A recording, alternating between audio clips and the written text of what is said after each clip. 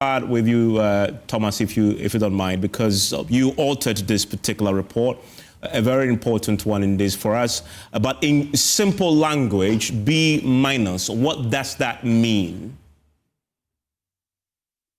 Thank you very much for the invitation. Well, first of all, I think it's important to emphasize that we decided to move Ghana out of default on this specific time based on our assessment that Ghana has normalized relations with a significant majority of creditors, of commercial creditors.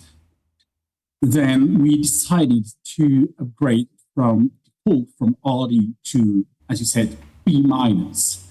This shows that there are still some weaknesses in Ghana's credit profile with some liquidity pressures that we still consider as being pretty much high. Typically, the interest to revenue ratio would be about 25 to 26% in 2025 and 2026. So that means that for any CD that the government raises in revenue, it spends 25 cents in interest payments, which is still high compared to its peers.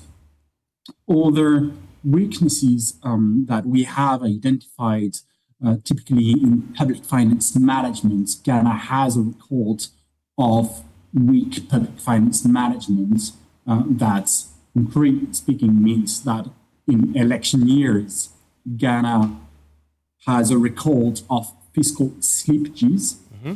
So these weaknesses that we have identified still weigh and together with other structural factors like a relatively low GDP per capita.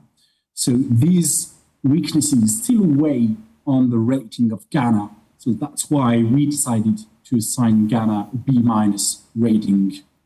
Again, this is a significant step for Ghana being moved out of default.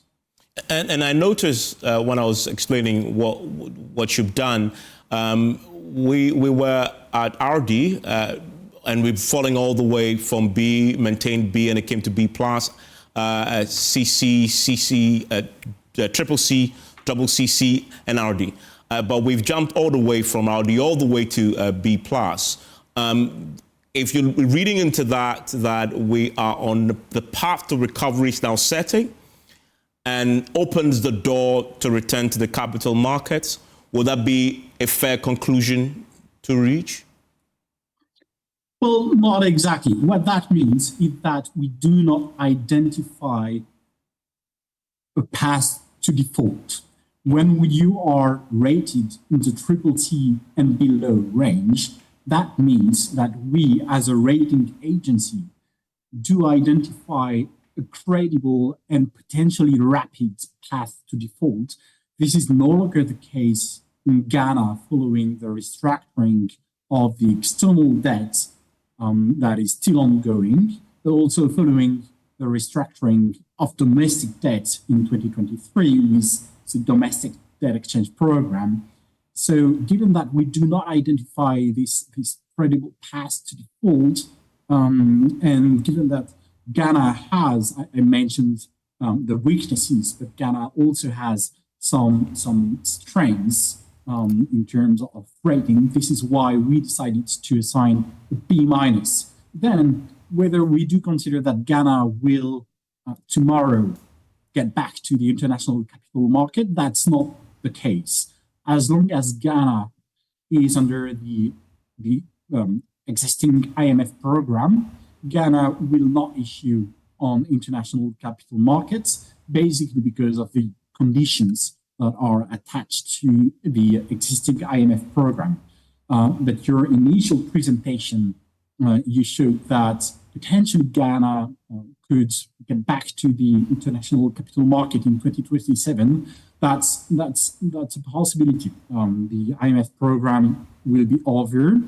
It's up to the administration of Ghana to decide whether it wants to extend the existing program, whether it wants a successor program. But technically speaking, Ghana could issue in 2027. Okay.